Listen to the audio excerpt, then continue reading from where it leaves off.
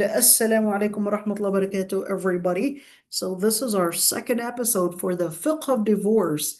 Lot to say. Let's just go over some of the things that we had talked about last time.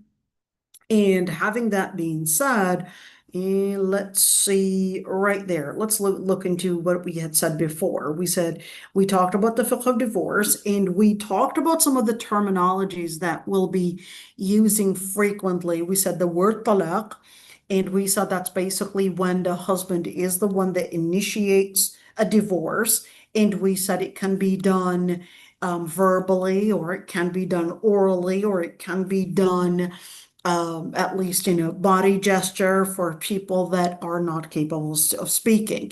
And we talked about a marriage resolution when the wife is the one that's initiating it, and we said that that's called khula. And we're going to talk about khula in detail, inshallah. And then we also talked about fasq, which basically means a marriage resolution that is issued by the judge himself or the family that was probably given the power of attorney to basically act on their behalf, and with differences of opinions on that one, just to know.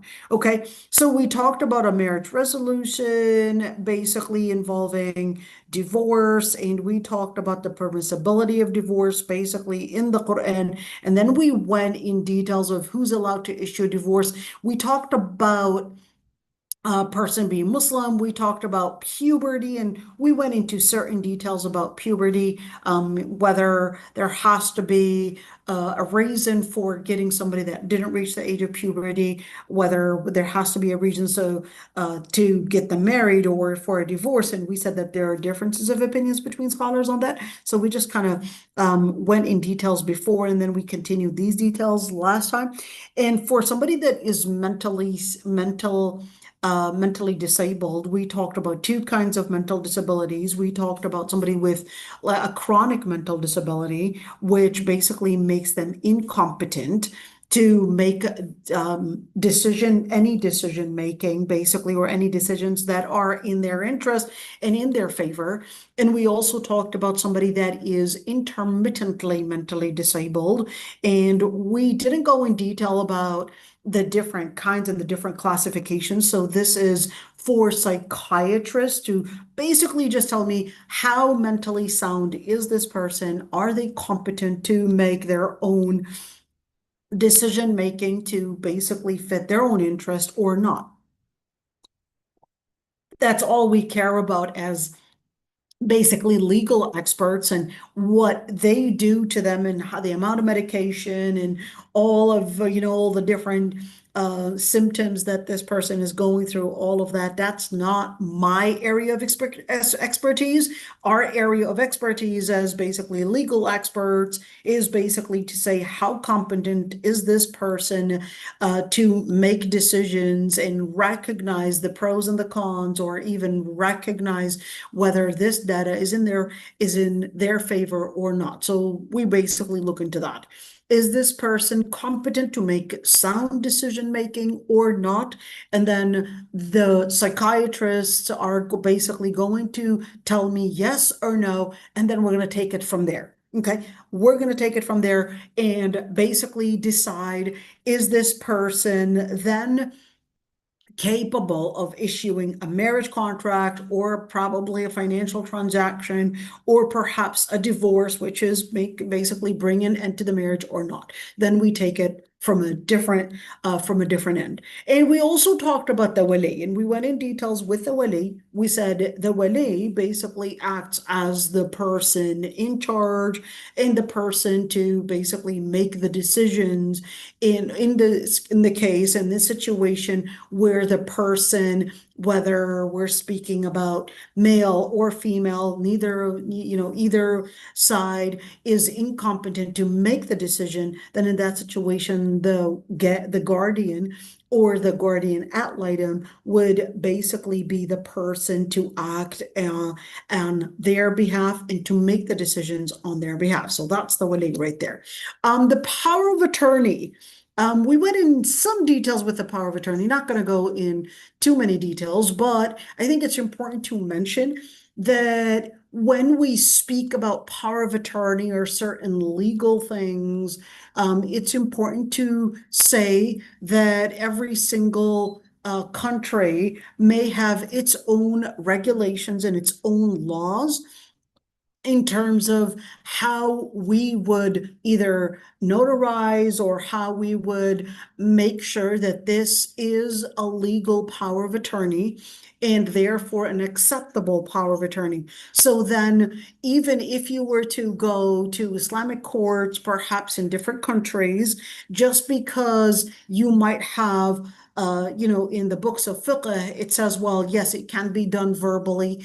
If you were to go to an Islamic court, perhaps in a different country, or even a court in, as a civil court, they won't necessarily just say, okay, well, that's what the fiqh says, then we're going to take it from there. No, it won't go like that. Right now, a lot of bureaucracy is basically involved to ensure that people's rights are basically there, to ensure that we have the proper documentation for all of this, to avoid fraud, scam, or to avoid people basically acting on behalf of somebody when they weren't assigned or they did not have the legal right or the legal at least the permission to do so. So having that being said, it's really important to ask what the proper documentation is for that within that particular country. And just because Islamically it's allowed, it doesn't necessarily mean that you're just going to do it let's say the old way and just say, well, Islamically it says okay, then therefore I'm just gonna take that fatwa, and I don't need anybody to tell me to bring the proper documentation, etc. Oh, yes, you do need the proper documentation, and it's not enough to just have a fatwa given to you like that. And that's basically to secure people's rights. The other part, which is the judge. Now, when I say judge, we're talking about a Muslim judge.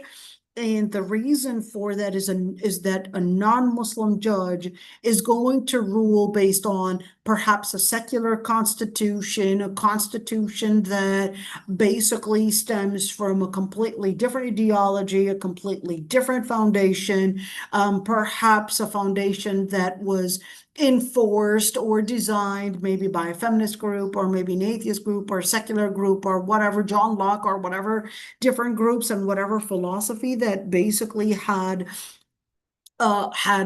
designed a constitution. As a Muslim, you're going to basically go to a Muslim judge. Now, can we go to a non-Muslim court? We're going to talk about that later on, when you can or cannot go to a Muslim court. So stay tuned for that one.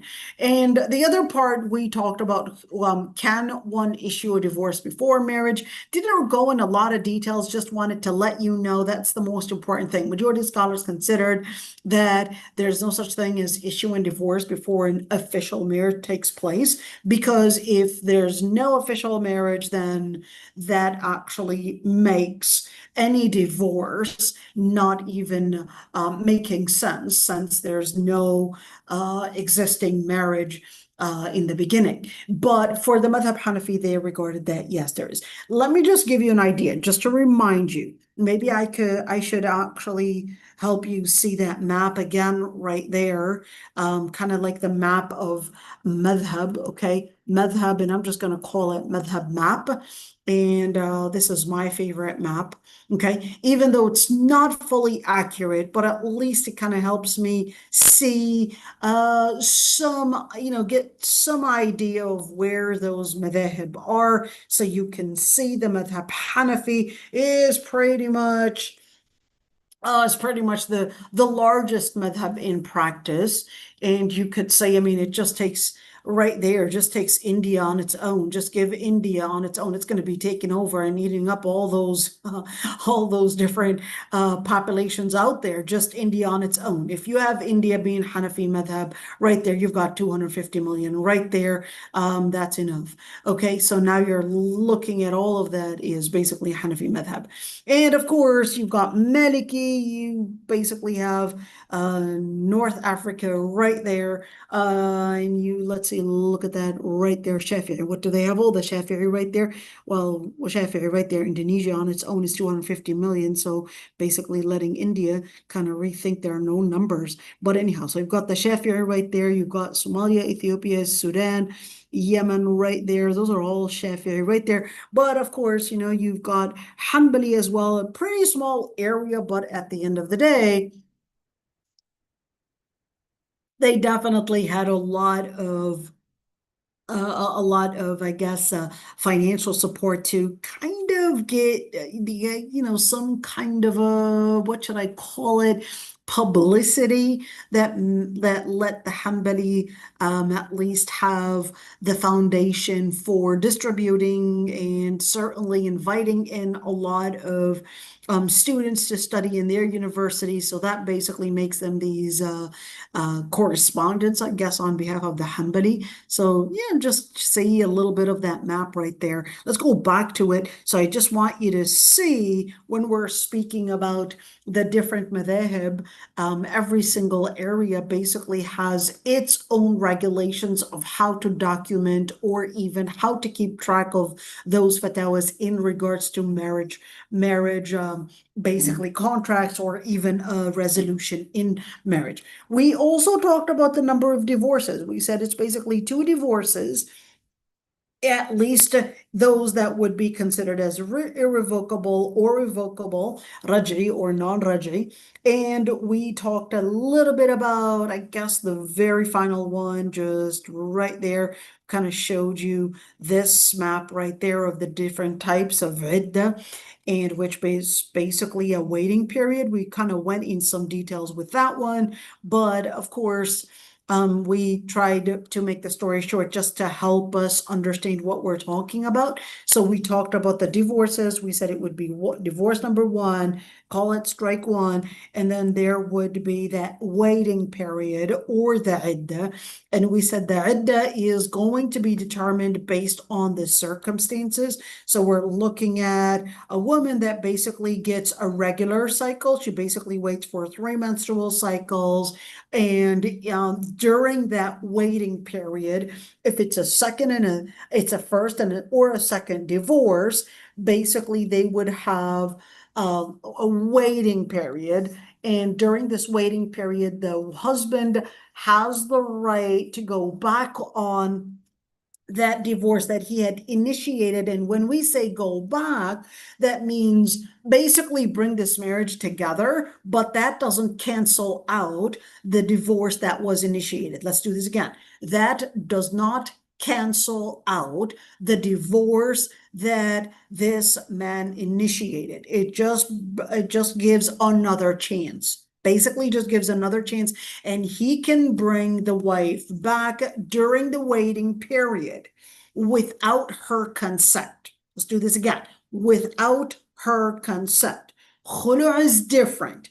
Khulu', he cannot bring her back without her consent, and after the waiting period finishes, he cannot bring her back without her consent if the waiting period finishes, unless there's a new marriage contract and basically a new consent that she is choosing to basically accept. Or of course, if she doesn't accept it, then that's it. We can't have a new marriage contract.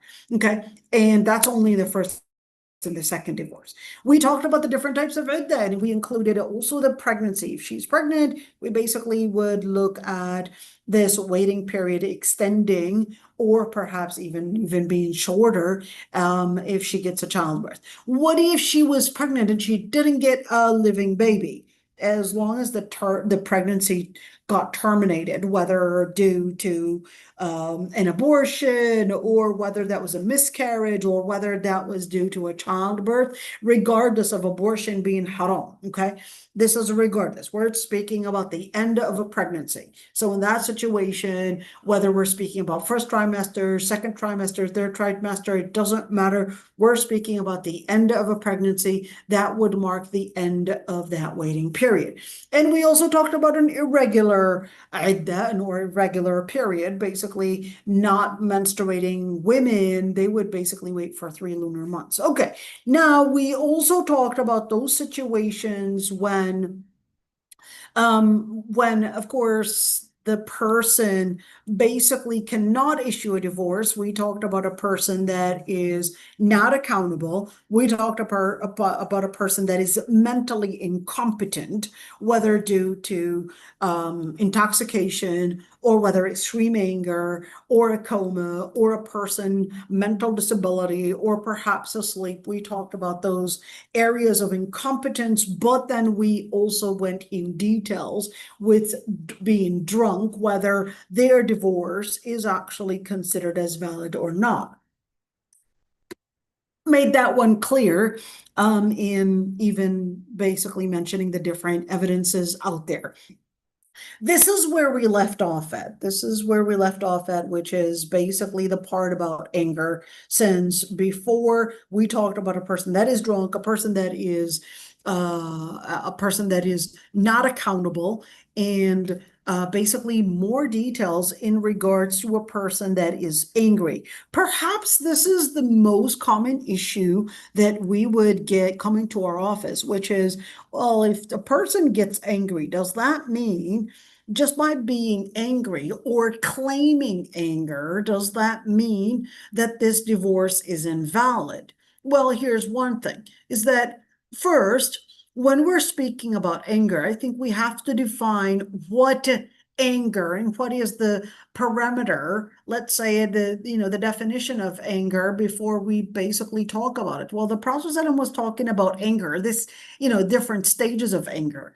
There's a stage of anger, I'm heated, I'm feeling attacked, I'm not feeling comfortable, I'm feeling, I guess, dishonored, and then I would get angry and then would probably be at that level of probably maybe, hey, smashing the things around me, or probably swearing at the person, or probably maybe even beating the person or being violent or whatever. So now we're going to a second stage. Third stage of anger is what we're talking about, where the person is saying things or probably behaving in a way where he probably does not even recall that he had behaved in that way, does not even recall the words that he was saying, does not recall any of that, just knows that he was extremely angry. But, the people around him are saying, well, this is what you said, this is what you swore, this is what you even had done. And he definitely is completely blank about it.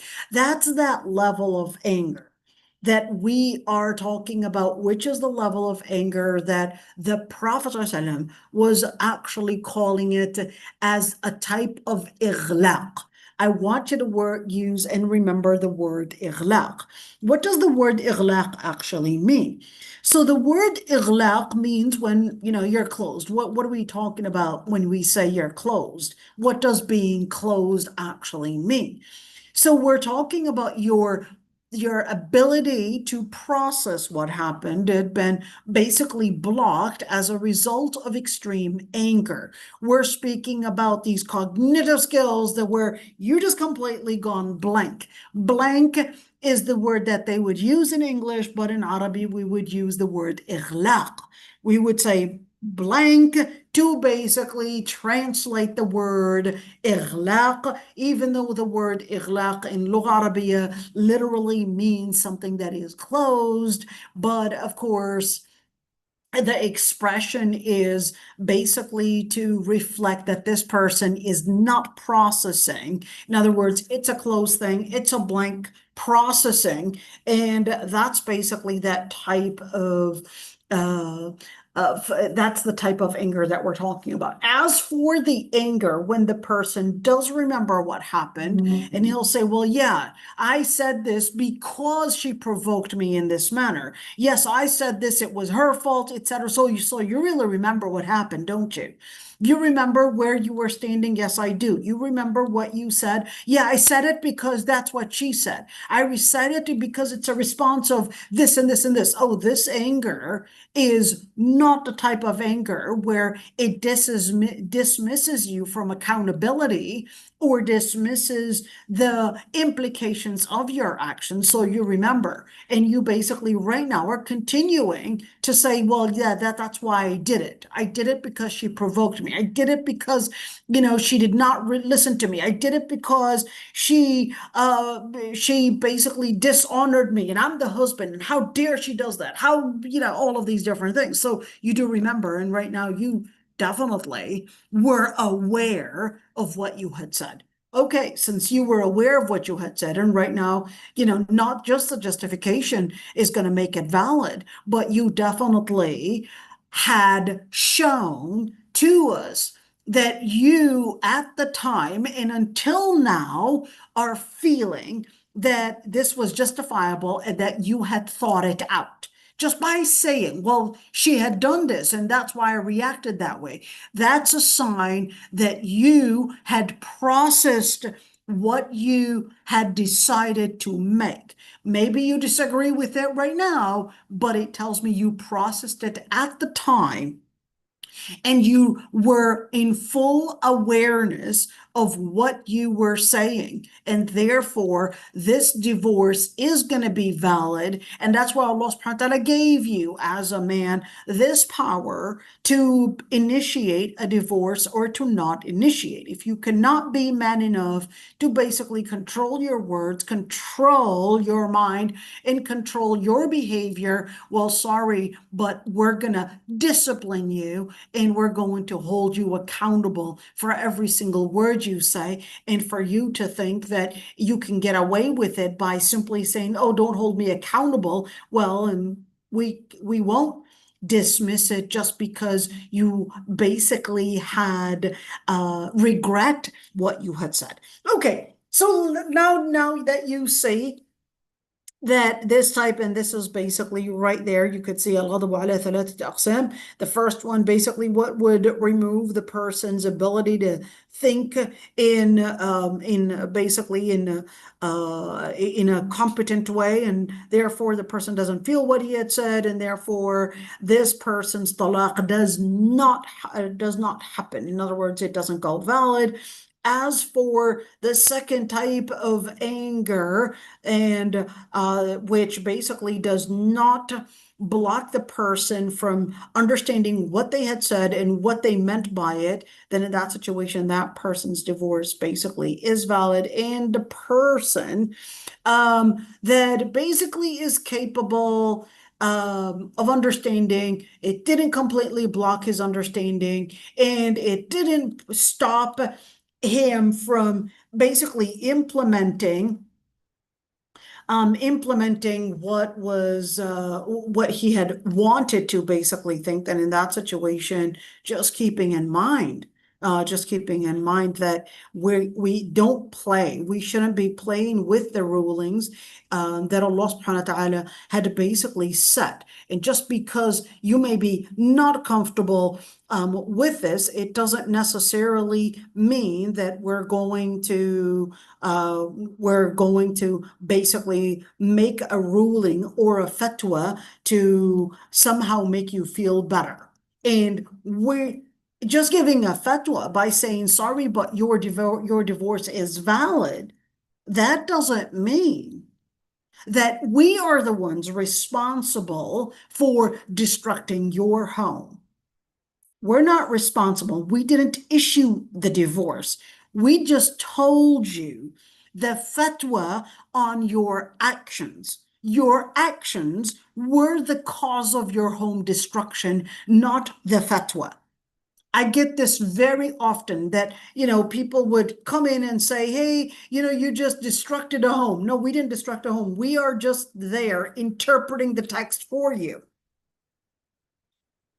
We're just interpreting the text for you. We didn't initiate the divorce. We're just here interpreting the fiqh of that text. And to think that we can twist the fatwa in order to somehow make you feel better, that's not within our jurisdiction. It's not within our jurisdiction to somehow change the ruling to make you feel better. It's not within our jurisdiction. And just keeping that one in mind. Okay, now we're going to go for the other slide, which is about drinking. Unfortunately, we would think, I didn't know that drinking was common within the Muslim society until I basically got involved within the Muslim society. I discovered that drinking was actually a phenomena that is out there a lot more than what we would think.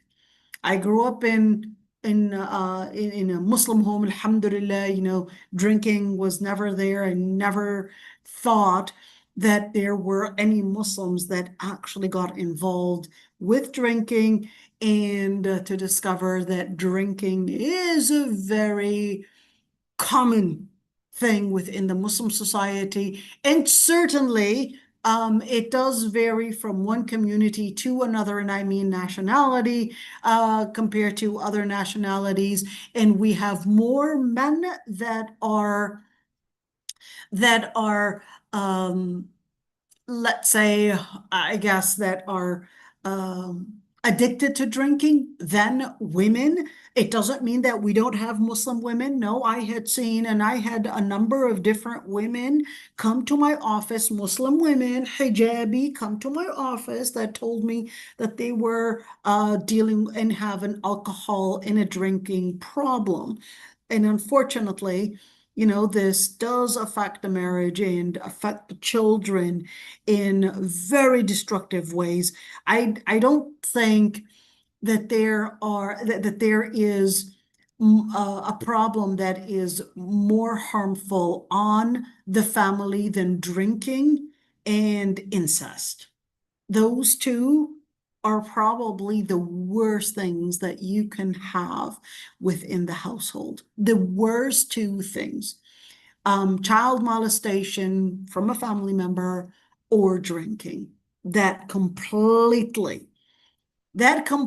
fuels perhaps the worst fire within the family. Allahul musta'an. Nas'allahu al-afwa wal-afiyah. Okay. So just about drinking, of course, Allah subhanahu wa ta'ala says, يَا أَيُّهَا الَّذِينَ آمَنُوا إِنَّمَا الْخَمْرُ وَالْمَيْسِرُ وَالْأَنصَابُ وَالْأَزْلَامُ رِجْسٌ مِّنْ عَمَلِ الشَّيْطَانِ فَاجْتَنِبُوهُ لَعَلَّكُمْ تُفْلِحُونَ. Allah subhanahu wa ta'ala basically let us know that drinking, whether drinking or even gambling, or al-ansab, well, that's also gambling right there, that it's all rijsun min amal shaitan. It's basically an impurity from the actions of shaitan there, and therefore you have to stay away from it. And the word لَعَلَّكُمْ تُفْلِحُونَ is letting us know that one of the key things, the key ingredients to a successful person, a successful family, a successful individual, a successful society, is basically to stay away from alcohol, gambling, and basically that environment. Let's see, the Prophet ﷺ also said, لا يزني الزاني حين يزني وهو مؤمن ولا يشرب الخمر حين يشرب وهو مؤمن ولا يسرق حين يسرق وهو مؤمن ولا ينتهب نهبة يرفع الناس إليه فيها أبصارهم حين ينتهبها وهو مؤمن.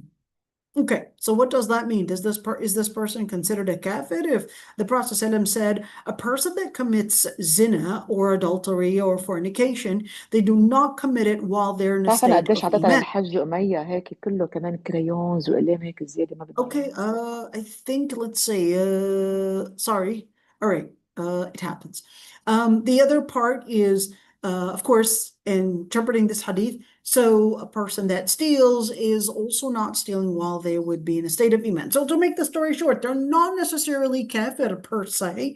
That doesn't get them out of the fold of iman, but that does basically that does consider it is considered as a major sin, and certainly the major sins basically affect the person, whether we're speaking about spiritually, socially, financially, and the list goes on. And certainly right now we can also say mentally as well. Now here's one thing.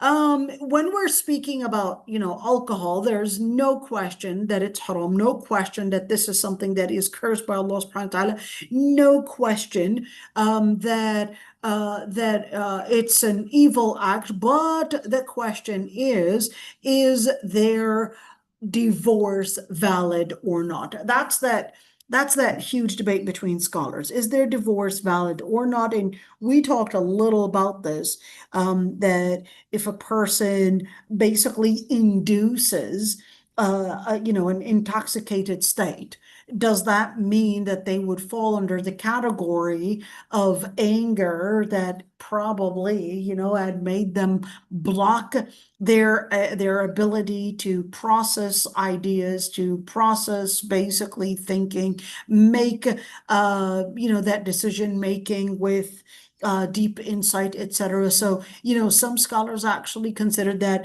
yes, they are basically similar to a person that is in a state of a blocked thinking ability, and therefore their divorce is not valid.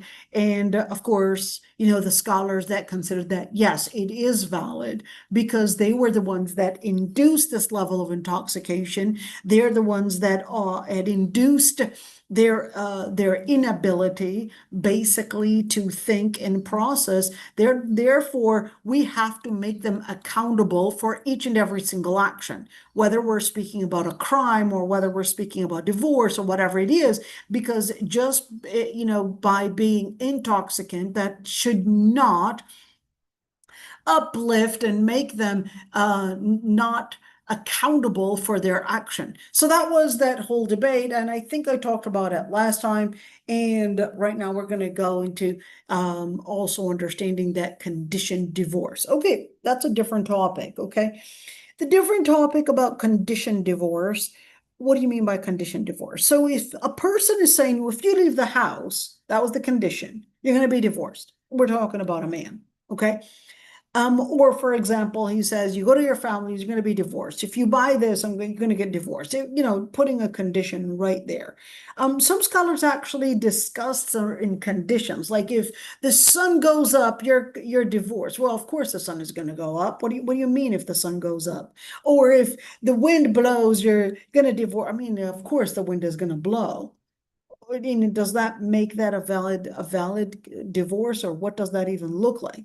Okay. And what if this condition, so we're talking about one that, a condition that is going to be inevitable, that's going to happen. And another condition is not necessarily inevitable, but it is basically dependent on a choice that she might make. A choice that she might make, and this choice looking like, if you go to your family's house, you're going to get divorced. If you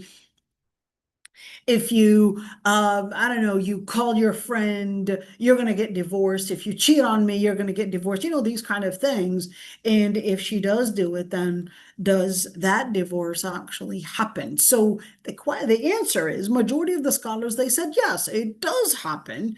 And since this condition did happen, and it was something that basically was something that he was aware, or what if he's not aware? Does the divorce basically happen? Yes. Some scholars, though, as Ibn Taymiyyah, considers that it basically depends on his intention. And they said, well, if his intention was to prevent someone from doing something. So he said, if you go to your family's house, you're going to get divorced. Or you're divorced if you go to your family's house. Well, you ask him, did you really mean to divorce your wife if she decides to go to her family's house? Did you really mean it that way? So Ibn Taymiyyah says, well, we can't necessarily just say, if she goes to her family's house, she's going to get divorced, because oftentimes people would do it not necessarily to mean that they mean that that person is divorced, but he's just using it as a tactic to prevent her from going to her family's house. Not that he has the right to prevent her from going to her family's house, okay? Not that, we're just laying out a scenario here, regardless of whether this is right or wrong, to basically use it as a tactic. Certainly it's an evil tactic if we're talking about, preventing her from going to her family's house forever. And he certainly does not have the right to do that. But we're talking about, right now, the baby is sick and he wanted her to take care of the baby. And she was basically saying, I'm going to go to my family's house. I don't care what you say, and blah, blah, blah, all these different things. And was basically so stubborn about it. And he decided, you know what? I don't want her to go to her family's house. And every time she goes to her family's house, she comes back with all this talk that her mother was spewing in her head. And now she's coming back again after going to her family's house, and she sees me as nothing but an enemy. And then she starts, creating all these problems, which basically her mother probably fueled in her head, or her older sister fueled in her head. So I'm basically trying to get things situated. So I'm trying to just, figure this out. So I'm just saying, I don't want her to go to her family's house, at least for the time being. I'm not doing this forever, but I'm just doing it for the time being. So I said, if you go, you're going to get divorced. That's it. Okay, now we're going to interview according to Ibn Taymiyyah. Ibn Taymiyyah says, no, we need to interview the guy, because if he really means a divorce, then the divorce is valid. But if he didn't mean a divorce and he just wanted to use it as a tactic to prevent her from going, he said, well, that's not a divorce layout. That's more of a yamin, an oath. Okay, so if you consider it as an oath, what do you mean by that? That means if she goes, you're going to have to pay the expiation of an oath, and not necessarily as a divorce being valid. So this does not terminate the marriage, but this basically acts as an oath. And therefore, if he, of course, well, not right now, she basically went to her family's house. Now, in order to solve the case, he would pay an oath expiation, which is basically, if he has the money, if he can afford it, he would basically feed or clothe 10 needy people. Not any, 10 people, and invite them over to some kind of a dinner party and tell them, I felt so bad that I did this. You guys are invited. This is talking about basically feeding or clothing 10 needy people, people that are in need, meaning poor people. Or if he cannot afford it, and only if he cannot afford it, not that it's another option to fast 3 days, only if he cannot afford it, does he go to the secondary type of expiation, which basically is fasting 3 days. Do they have to be consecutive? No, they do not. Can she come back and, according to Ibn Taymiyyah, even before paying the expiation? Yes, the expiation is his responsibility to take care of, but you can actually go back. And definitely, if this is a first divorce or a second divorce, it basically acts as, after the aftermath of it, is talaq raj'i. In other words, you can still go back, you guys are still married, and until the waiting period finishes. Then in that situation, if we're taking the opinion of Ibn Taymiyyah, anyways, this divorce is not valid. If we're taking the opinion of Ibn Taymiyyah, there was no divorce, therefore there is no waiting period. Let's do this again.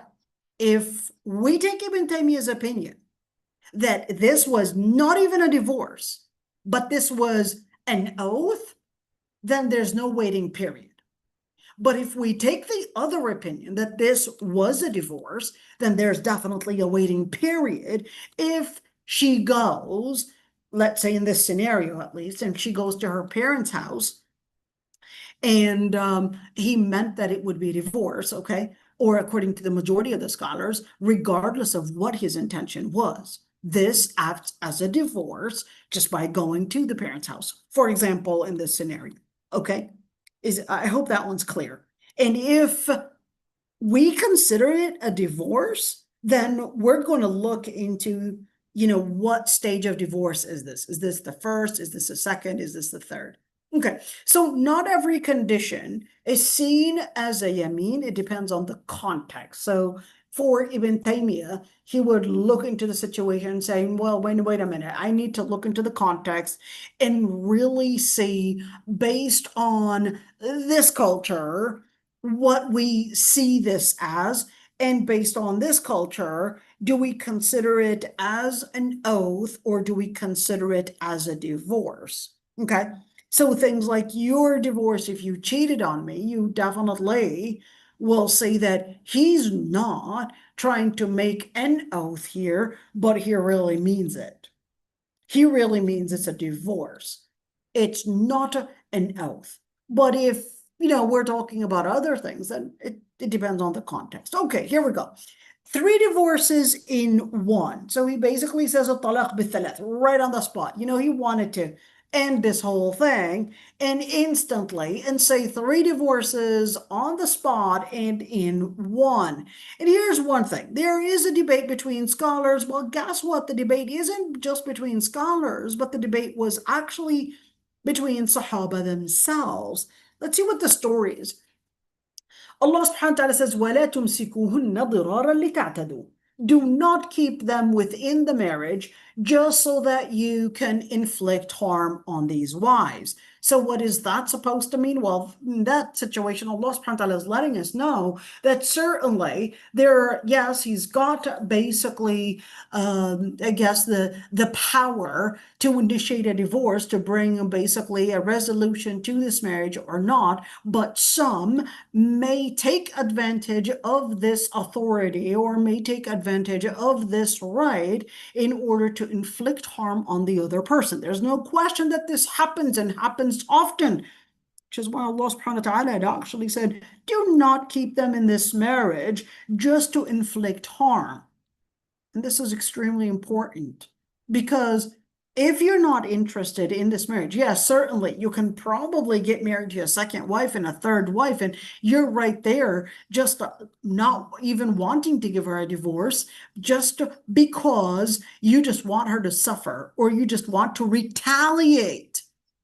You just want to retaliate. You're so angry at her. Yeah, you considered, that she was toxic, she was a narcissist, whatever, narrative you made. Allah subhanahu wa ta'ala is telling you, listen, don't abuse that.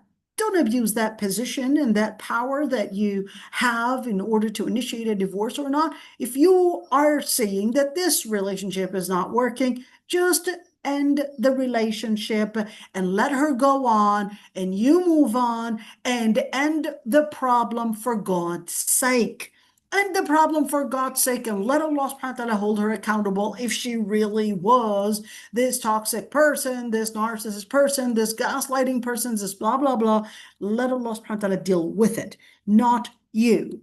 Don't punish people or punish a woman by keeping her in a relationship where you're probably thinking that somehow you're teaching a person a lesson, and especially that you're not interested in maintaining this relationship and maintaining a marriage. So do not leave this woman within this relationship if you're not interested in her from the very start.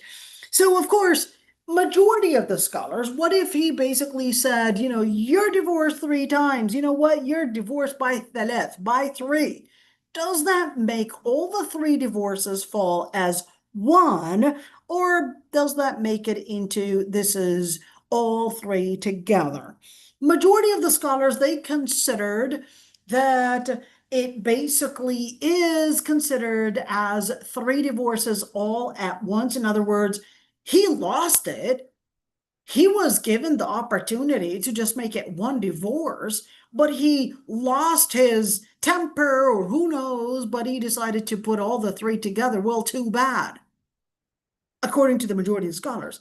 Well, other scholars, like you could see Tawus and even Umar ibn al-Khattab, and Umar al-Khattab even before Tawus, and all those other scholars, the Muhammad ibn Ishaq, and let's see, Shawkani, and they basically considered, just by saying you're divorced 3 times altogether at one setting, that just makes it 1. Well, why did you say it was 1?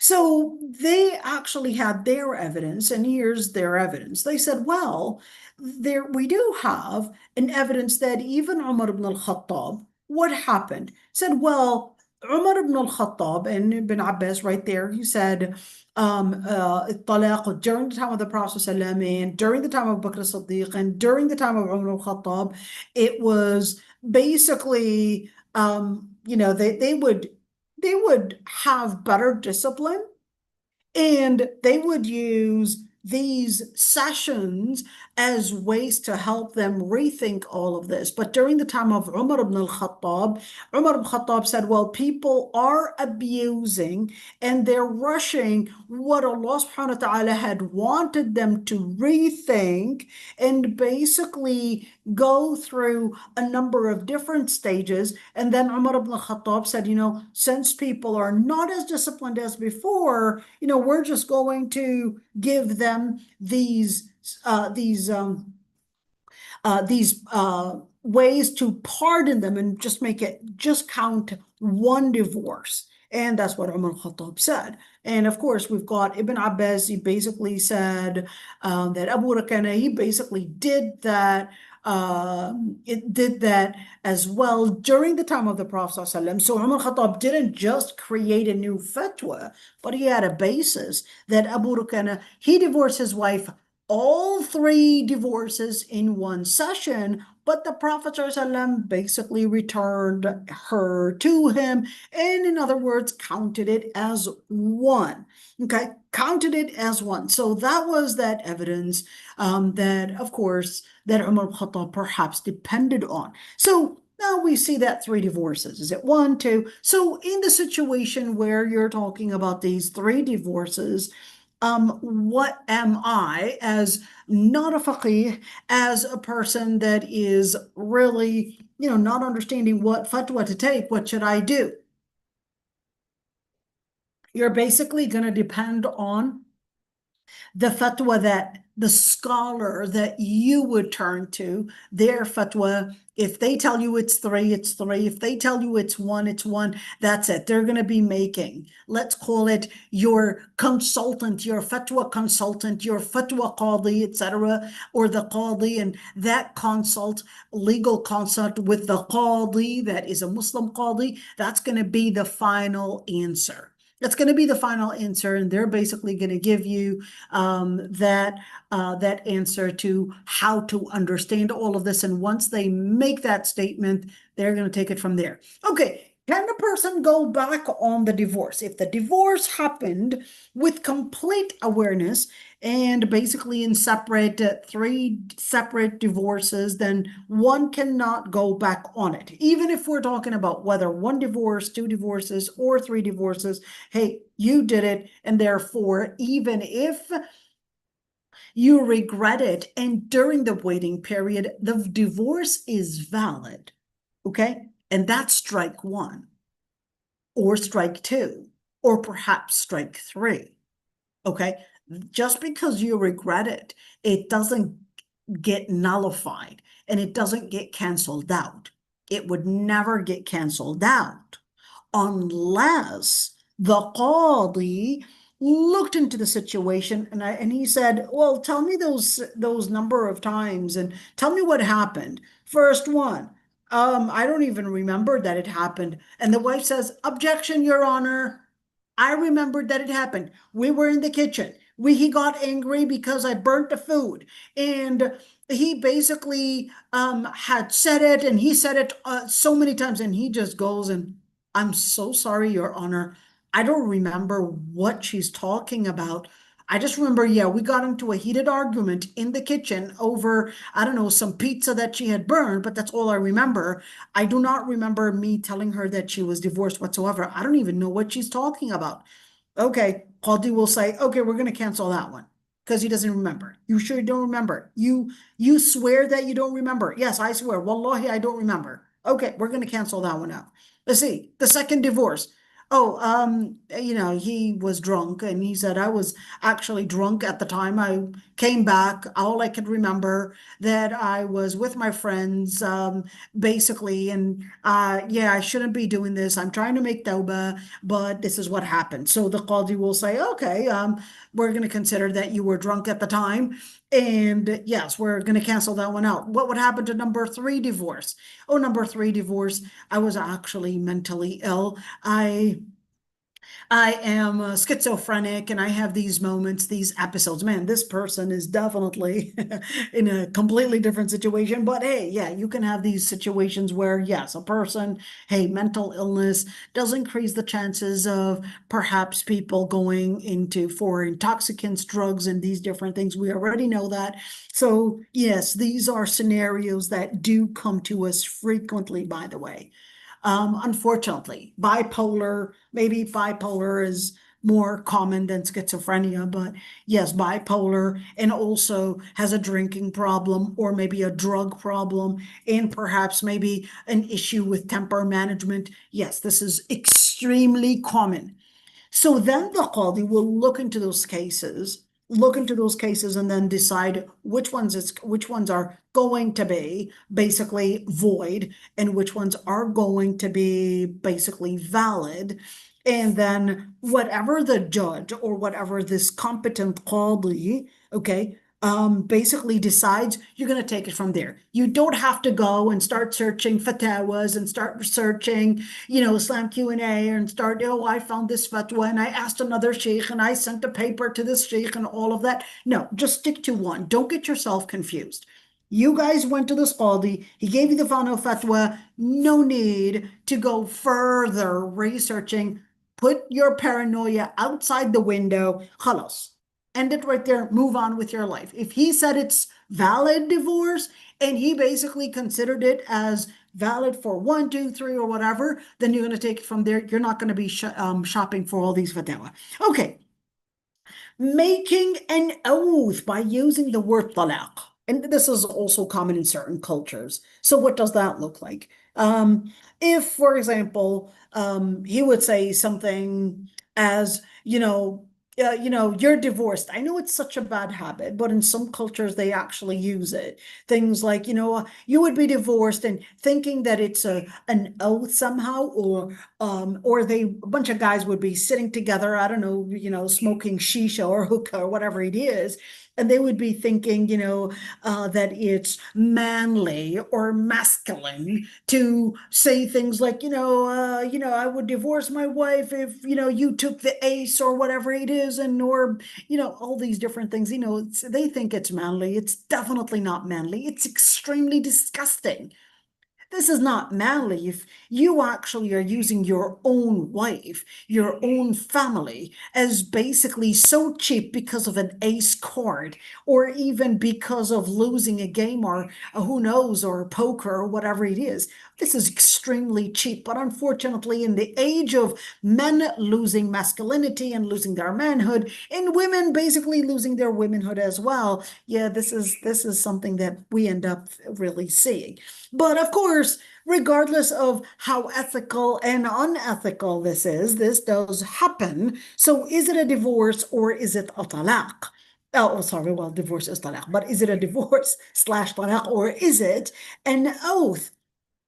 So you had a group of scholars considered it as a divorce because he basically said talaq, and the word is basically explicit word and is not in any shape or form giving to me as an implicit. It's an explicit word. It's very obvious. You said the word talaq. You used it as that way.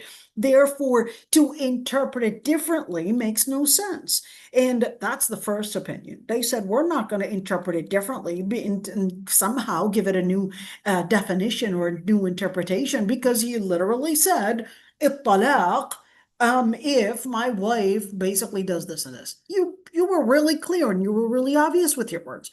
The second opinion, they've said, well, no, this isn't a divorce per se, but this is a yamin, an oath. How did you explain that? Why would you say that? They said, well, we've got an evidence here. I mean, he didn't necessarily mean by that really a talaq, because you've got a literal meaning for a word and you've got a metaphorical meaning. And in that situation, this is a metaphorical interpretation that we are using here, because he didn't necessarily mean a divorce. Just because the word is used as a divorce, it shouldn't necessarily be interpreted that way right on the spot, because we have to use the context, because we know that in Lugha Arabiya.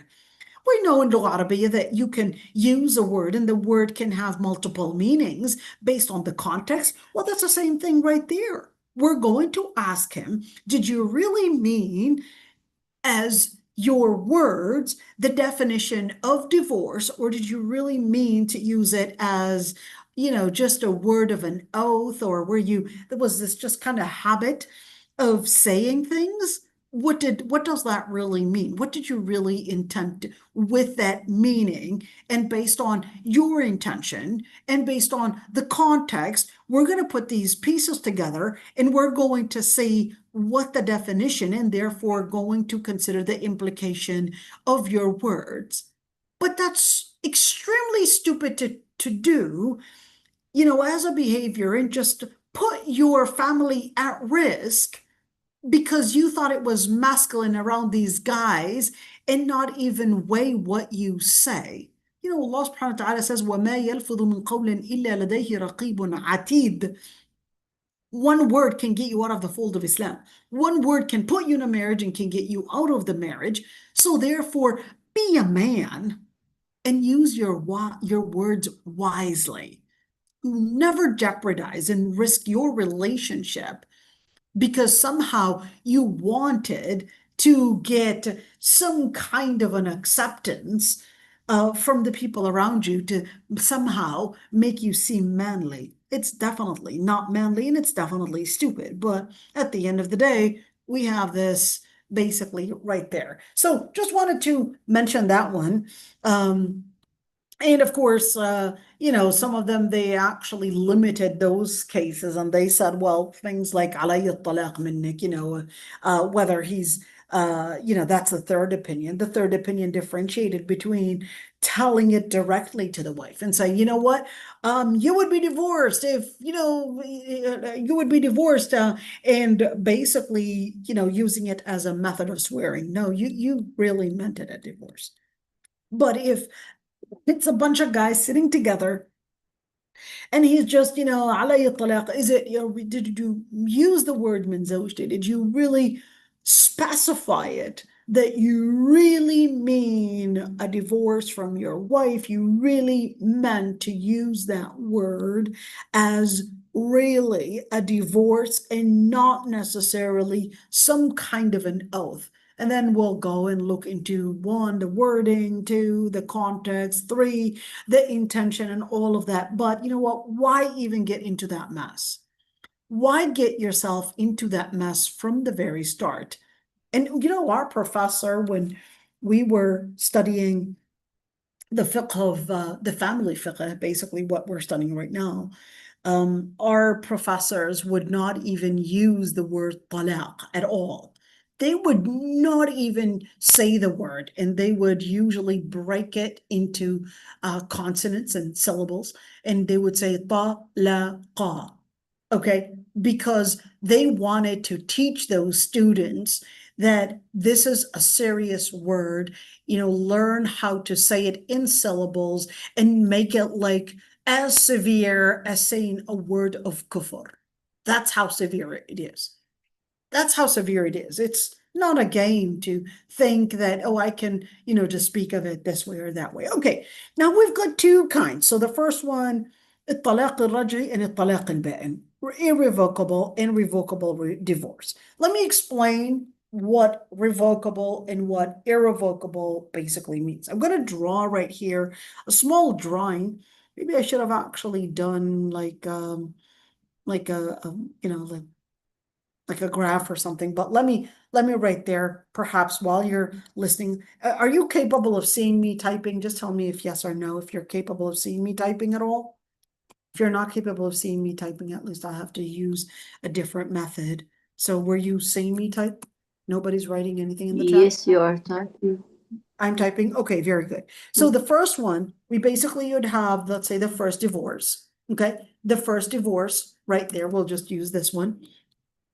And right after the first divorce, we basically would have a waiting period. So we're going to put it right there. This is a waiting period. Okay, and during that waiting period, we basically would have, if it's the first divorce, okay, this is right now in a revocable state. He can bring her back.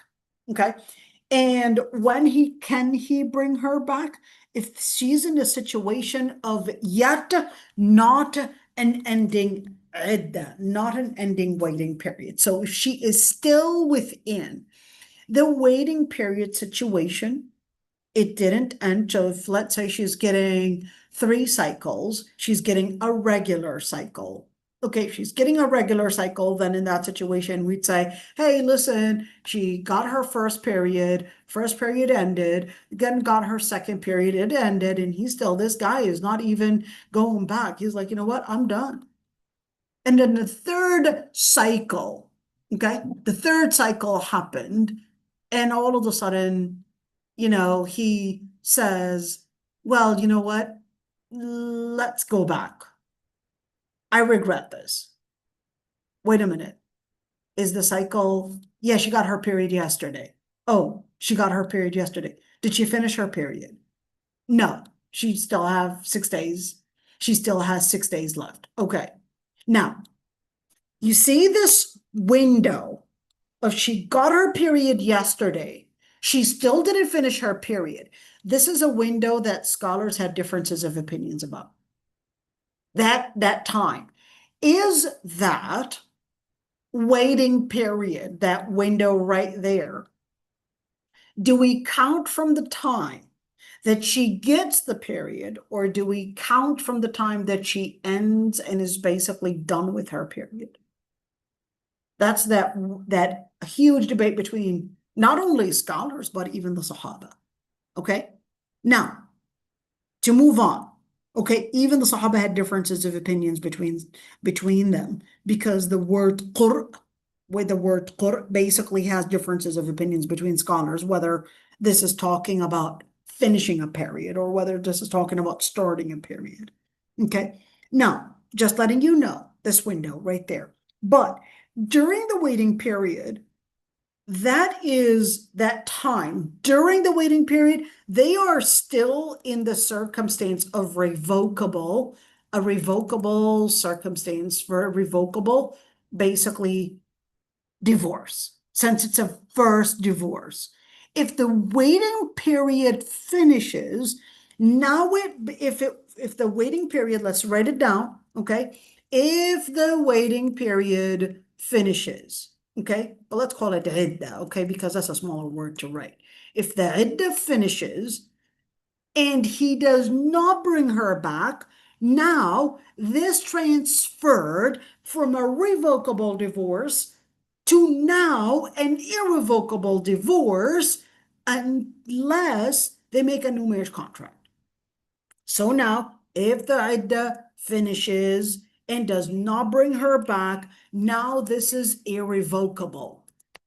Unless, since it's the first divorce, unless they make a new marriage contract. So new marriage contract, and new consent. Okay? And new mahar. Yeah, let them learn a lesson. Okay, let's go for the second one. They get back together, and then somehow this guy can't control his anger, and this pretty wife is also not learning a lesson how not to provoke her husband, and how when they're angry, how to at least, pull out. And don't expect, hey, the other person is also a human being. The other person is also a human being. You got to calm down, girl. If you see him angry, maybe you should just try to find a different corner. Don't provoke him further. Just learn. You also have to learn how to, control your temper. And just because you have a hormonal situation that doesn't give a justification. You have to be wise. You have to be smart. Okay, now the second divorce happens again. What happens? Oh, they get into a disagreement, and he basically says, "Inti taliq," right there. They went into a very heated disagreement, and he was like, "You know what? Inti taliq." So what happens? Now we get into, okay, here's a new waiting period. Okay, this waiting period right there. During that time, oh no. Okay, here we go. During that waiting period, during this time, it's the same thing like the first divorce. this is considered a revocable divorce so far, since she's in the waiting period, okay? And if he returns her during the waiting period, good for you, but it's still counted. The divorce is still counted. Good for you, bring her back, great, good job, but the divorce is still counted. Okay, so what to do now? You bring her back, good for you, but if you don't bring her back and the waiting period is finished, well, in that situation, if the iddah finishes, same thing that we basically wrote on the top, that basically means this is irrevocable. You can't bring her back unless new marriage contract, new consent. This is making you lose more money because, hey, what if she says, are you going to give me more gold? Okay. All right, let's say they come back to each other, but then they still don't learn their lesson. And he basically is having temper issues. And she basically, doesn't learn her lesson, and she basically continues heated argument and basically right there. So now a third divorce basically happens. Now, when a third divorce happens, there is no going back. Okay, no going back. No, I should have actually not new, but no going back. Okay, and this is irrevocable on the spot. There's no revocable whatsoever. Third divorce happens, boom, you leave or he leaves. You guys cannot stay within that marriage household. Put on your hijab, that's it. This is irrevocable right there just by having that third divorce happen. Okay, is there a waiting period? Well, yes, there is a waiting period, but that waiting period is not like this waiting period where it's revocable. There is a waiting period just to make sure you're not pregnant. Can I just use a pregnancy test and all of that? No, dear. No. A pregnancy test is one side of one wisdom of the waiting period, but that's not exclusive to it.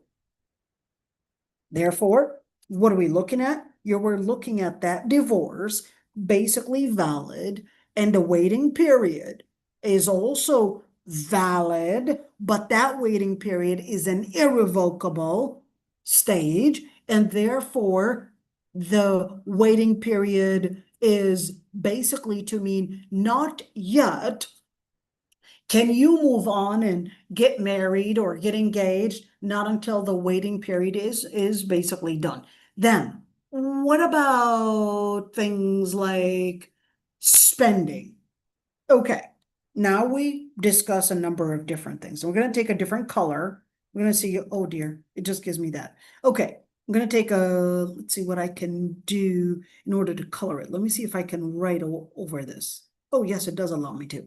Let's do this. So what I'm going to do, I want you to see some of the things. Okay, now, as for spending, during this waiting period, she would live within the household basically of that marriage. The marriage is still valid, okay? She doesn't have to wear hijab, doesn't leave the household. In fact, it's haram to leave the household. Did I say this clearly? It's haram to leave the household. I know you're angry at your husband for initiating a divorce. No, you're angry, but you're not allowed to leave the household, and he's not allowed to leave the household either. Mister, you need to be in that household, and ma'am, you need to be within that household. Why? It's because that is more likely to bring both of you together again. When, of course, you're both together within this household, yeah, you're probably angry, but of course, there's a relationship. You're going to be in a relationship without you realizing you're going to bump into each other. You're going to bump into each other. And lady, you're going to have to do your homework with your feminine homework and get yourself, I guess, in that situation where, how you can, I guess, absorb all that anger and, figure out a way. That's your feminine homework, and his masculine homework as well, and how to also make her also, get back into that situation. So you're also, the man has homework and the woman has homework, and Allah subhanahu wa ta'ala is basically letting us know that right there. So you look at فَطَلِّقُوهُنَّ لِعِدَّتِهِنَّ وَأَحْصُوا الْعِدَّةَ وَاتَّقُوا اللَّهَ رَبَّكُمْ لَا تُخْرِجُوهُنَّ مِنْ بُيُوتِهِنَّ وَلَا يَخْرُجْنَ. Look at this one. This ayah right there. Do not let them go out of their homes.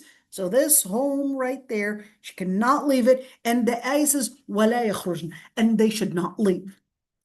Ladies, this waiting period is a form of worship.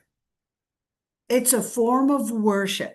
I know many women, they're like angry, and she basically just goes to her family's house. I'm done. He didn't honor me. And of course, the labels are there to call him toxic and narcissist and all these different labels. They're already there. Please don't use these overused, I'll say it that way, overused labels and think that, yeah, there we go, I can do this diagnose, this person is a narcissist, etc. Sorry, but this is an overused label. Think of something else. I mean, too overused, too consumed, and trust me, the qadi at the masjid, they already heard this like 100 times. They're not going to buy it like that. They heard it 100 times, and everybody is using the same labels. Everybody is using the same words. Everybody somehow is an expert in classifying people's psychology and all of that. It's been so consumed, they're not going to buy it. And the same thing, please do not buy it. I'll tell you a story. A man basically lost his axe. What did he assume? He assumed that the axe was stolen by his neighbor. There was no one else there. The axe was stolen by his neighbors, what he assumed. Now he sees his neighbor. He says, I don't want to rush things, but I know it's him. He started seeing his walk, the walk of a thief. The gaze in those eyes, he saw the gaze of a thief. The words are the words of a thief. The way he dresses and the way he looks, everything is telling me nothing but one thing. He's the thief. Later on, he basically is walking around just waiting for that day to just confront his neighbor that I know you were the thief to steal my axe.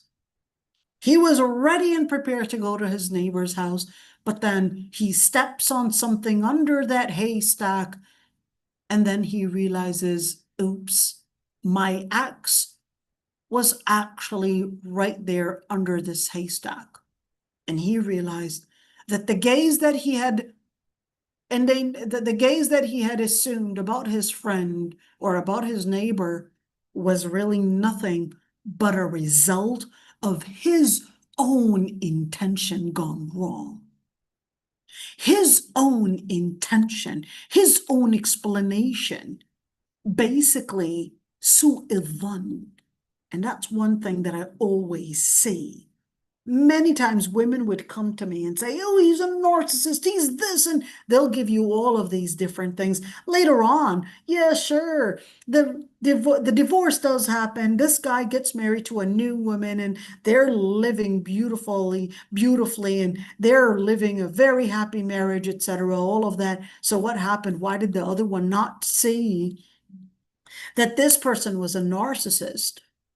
They didn't see it that way because we just basically already, whenever we're angry at somebody, we start seeing, hey, their intentions looking differently, and we're ready to put these labels on them. So just putting, just a little bit of some, I guess, some clarification, some icing right there, and letting you hear some of the things that would come to these shuyukh's office, or some of the cases that had come to my office. So just keep that one. وَلَا يَخْرُجْنَ, do not leave this home, because it's not permitted unless she had committed فَاحِشَةً مُبَيِّنَةً. Unless it was an obvious cheating. Oh, this woman was, she was really caught cheating. That was a different story. Then in that situation, that's a complete, now we go into a li'an type of thing. That's a different story now. Okay, but Allah subhanahu wa ta'ala says, وَتِلْكَ حُدُودُ اللَّهِ. Those are the borders of Allah subhanahu wa ta'ala. What are the borders? The borders that she should not leave, and he should not tell her to leave either. Those are borders of Allah subhanahu wa ta'ala. And Allah subhanahu wa ta'ala says, and whoever goes beyond the borders of Allah subhanahu wa ta'ala, then those are the people that had ظَلَمَ نَفْسَ. You were the ones that basically abused and oppressed yourself by leaving the home, or he ordered her to leave, or he left. You got angry. No, you do your iddah too within the household. Not because you're married to a second woman. It doesn't mean like, yeah, she's there and that's it. No, no, no. Her day still makes it, and on that day, you come to that marriage household. You come to her. You want to turn your back because you're angry. Okay, turn your back. Turn your back on her. Fair enough. You could do that. That's al-hujran. That's okay. But to leave the household, that's not okay. You do it within the household.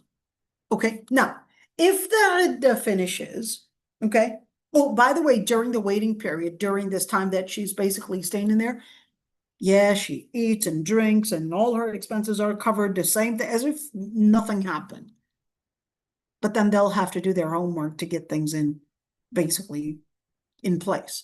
Okay, now as for the third divorce, when a third divorce happens, does she get her expenses covered? Majority of the scholars considered no. She doesn't get that alimony. Okay, doesn't get nafaqah basically during that waiting period. Majority of the scholars considered not. And certainly when we're speaking about covering expenses, we're talking about perhaps maybe rent, food, bills, utility, whatever it is, all of that in a waiting period that is revocable, all of that is covered. But in an irrevocable one, it's not covered according to the majority of the scholars. Just putting that one, I guess, within perspective. We're going to get more because some scholars actually said otherwise. We're going to get into that debate, inshallah, but just clearing things up. And now we see talaq raj'i and talaq ghayr raj'i. But of course, there is another thing that I would like to clarify. And of course, let's say talaq al-ba'in, which is the irrevocable one. All right. And there are two kinds of ba'in. Remember, let me see if I can actually get that one right there. Let me see if I can. Oh, too bad. I basically lost it. Oh dear. Oh, I didn't. Here we go. Okay, there it came back. Okay, let's see. Now, this one right here, maybe I can use a different color. We're going to use what kind of color? I'm going to use light blue, or this is dark blue, but whatever. Okay, now here, this, or actually, you know what? Let me remove that one right there. This is ba'in baynuna sughra. And right there, ba'in baynuna sughra. This is basically considered a minor ba'in. A minor ba'in basically means a minor irrevocable divorce. This is minor irrevocable, or ba'in baynuna sughra. But this is ba'in baynuna kubra. This is a major irrevocable divorce, therefore cannot go back unless she remarries basically without prior agreement. Let's do this again. So you got ba'in baynuna sughra, you got right there, this is a minor irrevocable divorce, major irrevocable divorce, basically in the third divorce. Okay, so this is trying to break it down. Inshallah, hopefully, it's going to be something that we're, okay, what are we doing here? Okay, now I'm supposed to be deleting all of this. Hold on, let me get this. Okay, here we go. So for the talaq al-ba'in, now we're talking about this one. Of course, they also agreed by the way, in a situation that there was a marriage, but there was no intimacy whatsoever, a marriage, they got married. So what happened? This is a wedding day. And they were supposed to, go to a hotel, their house, whatever it is, and basically, live as a husband and a wife. But in the middle of the way, he steps on her wedding dress. I know I'm coming up with these weird, weird scenarios, but in the middle of the way, he steps on her wedding dress, and she gets really angry and somehow uses a very bad word, and he gets so angry for using such a bad word, and he gets so offended, and then he says on the spot, you know what? You're طالق. How dare you talk to me like that? What just happened? He just divorced her. Were they intimate at all? No, they weren't. Is this the first talaq? Or is this a second? What is this? This is a final. Wait, this is بائن بينونة كبرى صغرى. What is this? This is بائن بينونة. This is بائن بينونة صغرى. There is no waiting period. There's no waiting period. This happens on the spot. This is a revocable on the spot. It's not during a waiting period. Let's give them some time, waiting period, and let's see what happens. Since they were not intimate at all yet, they weren't intimate at all yet, fair enough. This is a revocable and a minor revocable divorce, in order to bring her back. Guess what? You're going to do a new marriage contract. She's going to make a new consent if she wants to, and just keeping that one in place. Is it a valid divorce? Yes. What a bad way and a bad start. All right. So let's see this one. Okay.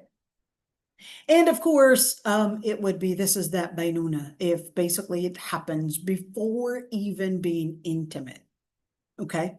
So, and that's, or even if we're talking about during khula. We're going to talk about khula later on, so I'm not going to discuss that one. Okay, let's see. The bainuna sughra basically happens even before intimacy basically happening. And when a first divorce or a second divorce basically happens, and in that situation, of course, that would be that irrevocable, or the revocable, actually. This is a revocable. So whether before even being intimate, maybe I should change the color since this is blue. Okay, whether before being intimate, or whether a woman basically finishes her waiting period and he doesn't bring her back, then in the first and the second divorces, those are basically considered as ba'in, a minor revocable divorce. Okay. Let's see. And let's see. الطلاق إن وقع قبل الدخول والخلوة فهو طلاق بائن, right there. لا رجعة فيه. Hold on. Now this one contradicts this one. Wait, I think I wrote something wrong here. Okay. If we're speaking about, okay. No, I reworded something wrong here. We'll inshallah fix that one. All right. But if, let's say there was a dukhul or khalwa. Let me look at this khalwa right there. What is a khalwa?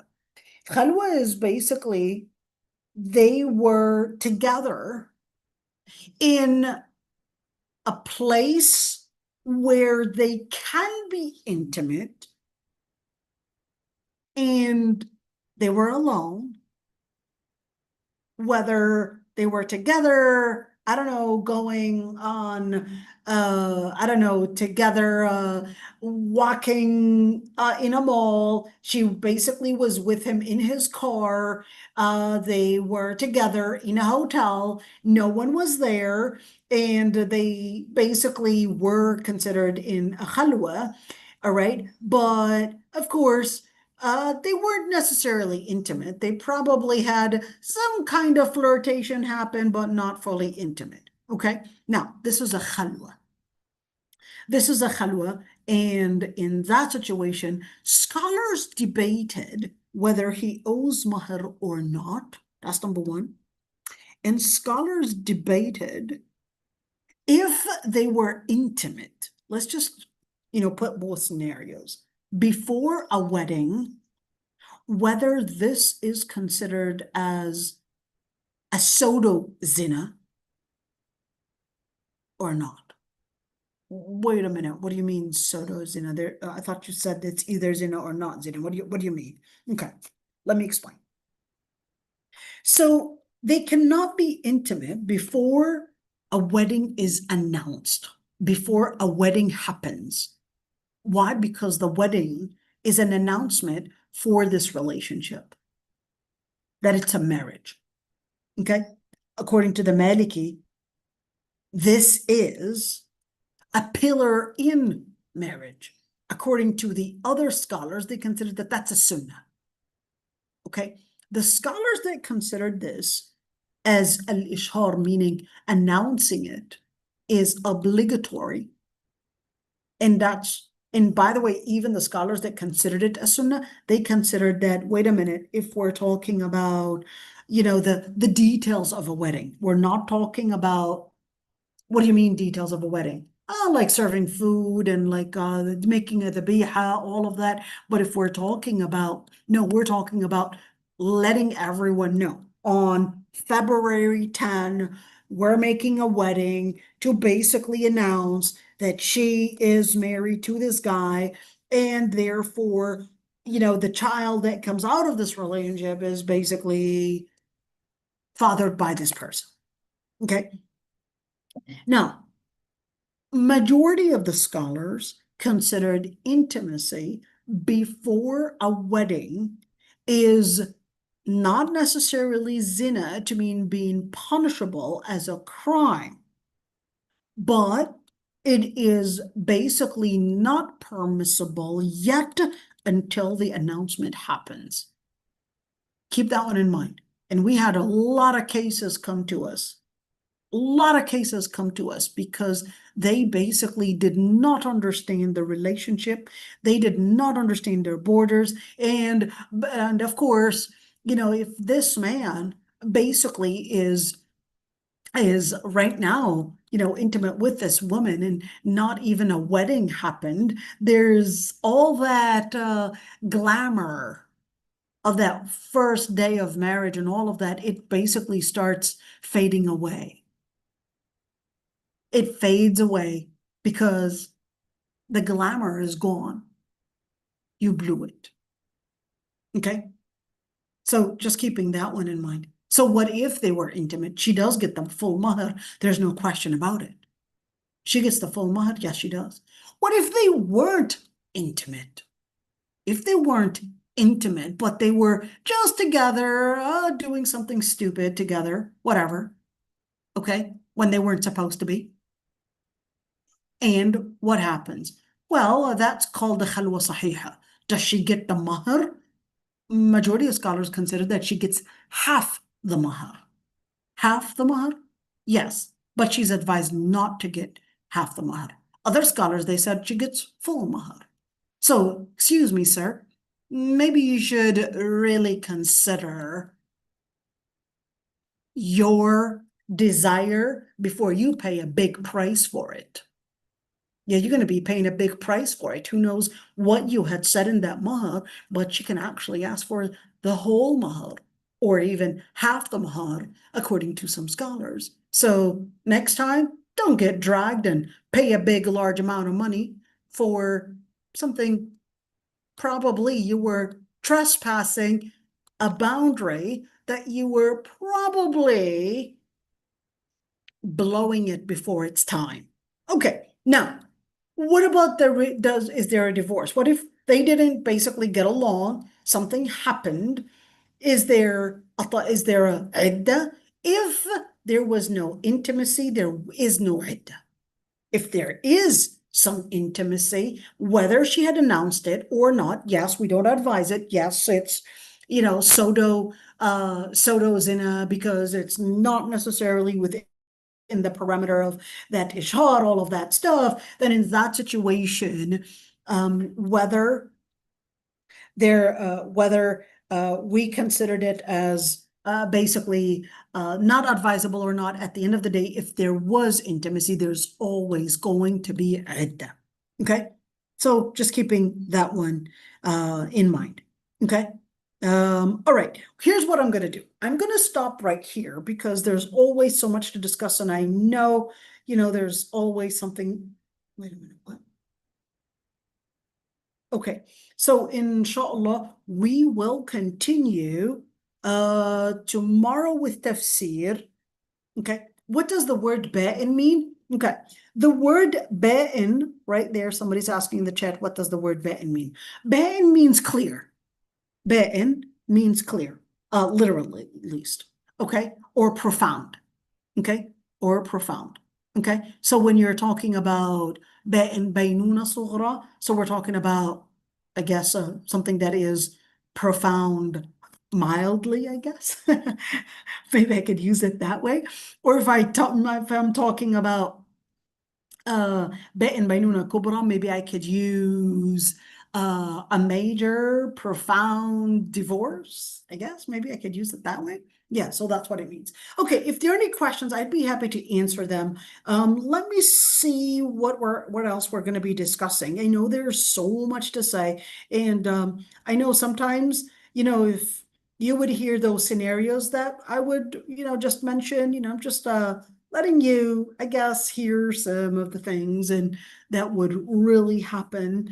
You might think, well, this is a silly example, but trust me, all these things do happen, and as silly as you're basically hearing it. And yeah.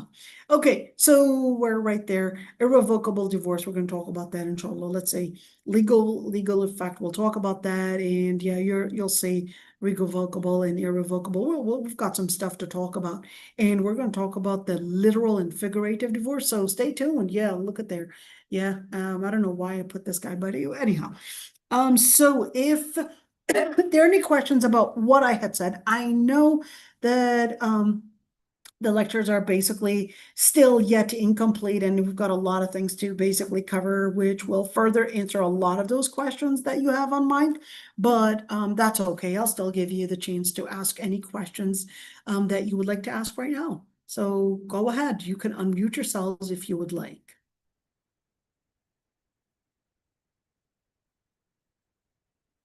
No one wants to unmute themselves. That's all right. What I'll do for